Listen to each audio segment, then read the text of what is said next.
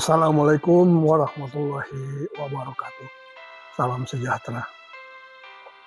Bapak dan Ibu sekalian, kali ini kita mengangkat topik terkait dengan orang Jawa, ya milih orang Jawa.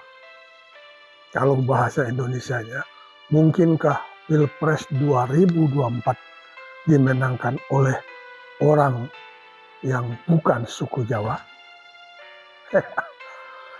Untuk membahas ini, saya mengambil dua referensi, yaitu Bapak Yusuf Kalla dan juga Bapak Luhut Binsar Panjaitan.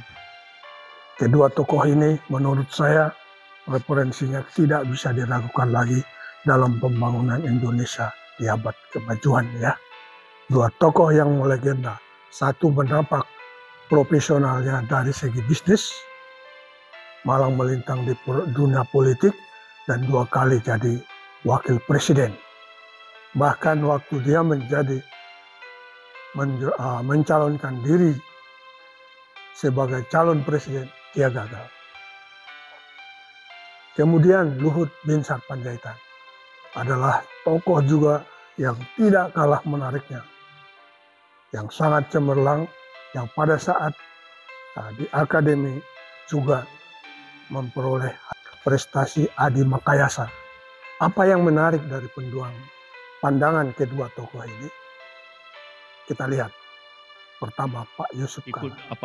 Pemilihan presiden kalah pula saya. Kenapa? Karena minta maaf, saya bukan orang Jawa. Kenapa orang Jawa? Karena memang kalau sekiranya ada negara Sulawesi Selatan, pasti saya menang. Bukan pasti, dia saya tuh menang. Karena orang memilih, saya selalu menang pemilihan Sulawesi Selatan. Pasti orang memilih sesamanya. Karena dia tahu. Bukan orang Jawa itu tidak. Otomatis saja. Nah, tapi nanti akan datang, tidak ada lagi suku. Hilang suku itu pada tahun 10 tahun lagi. Begitu juga kita lihat dari Bapak Luhut Binsar Panjaitan. Kalau Anda bukan orang Jawa, pemilihan langsung hari ini, saya nggak tahu 25 tahun lagi. Udah lupain deh. Nggak usah kita memaksakan diri kita, sakit hati. Yang bikin sakit hati kita kan kita sendiri. Oh, ini poin bagus. Jadi terimalah fakta itu. Apa yang menarik yang mereka kemukakan adalah kenyataan bahwa memang orang itu tidak lepas dari budayanya. Jadi kalau dalam ilmu antropologi budaya, kalau kita sederhanakan, manusia itu menciptakan budayanya, dan budaya itu menciptakan manusianya. Artinya ada pembangunan yang terus bersinergi antara manusia dan lingkungannya, sehingga mereka menjadi lebih unggul, menjadi lebih baik dari hal-hal yang sebelumnya. Dan itu menunjukkan bahwa memang manusia atau etnis apapun di dunia, baik itu dalam binatang maupun itu dalam manusia, selalu bahwa orang-orang yang sama, hewan-hewan yang sama, itu selalu berkumpul dengan orang-orang yang sama. Sama misalnya dengan kalau kita melihat di kolam ya, kalau pas saat itu ada anak-anaknya ikan mas yang lagi kecil-kecil gitu ya, ada anak ikan nila, ada ikan gabus, itu yang nggak akan berbau. Anak ikan gabus ya beriringan sesama mereka, anak-anak ikan nila ya begitu juga. Jadi orang Jawa akan memilih orang Jawa. Itu logisnya begitu. Nah, sementara suku di Indonesia ini, kita tahu, ini data pada 2010 ya, BPS. Kalau di situ sih dikatakan bahwa etnis Jawa itu ada 40 poin sekian persen. Jadi kalau di kita sekarang ini udah 2023, kalau kita mengatakan 45%, ya terserah lah. Katakanlah seperti itu. Lalu kemudian yang paling besar kedua itu suku Sunda, itu ada 15%. Kemudian diikuti oleh suku Batak, ya utara dan selatan ya, Mandailing dan Danau Toba sana itu 4%. Kemudian ada Sulawesi. Sulawesi itu ya bukan hanya satu.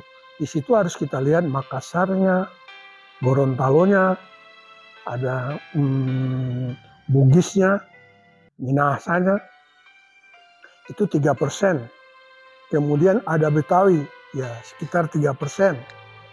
Kemudian ada Madura, juga sekitar 3%. Dan juga ada Minangkabau, juga tidak jauh.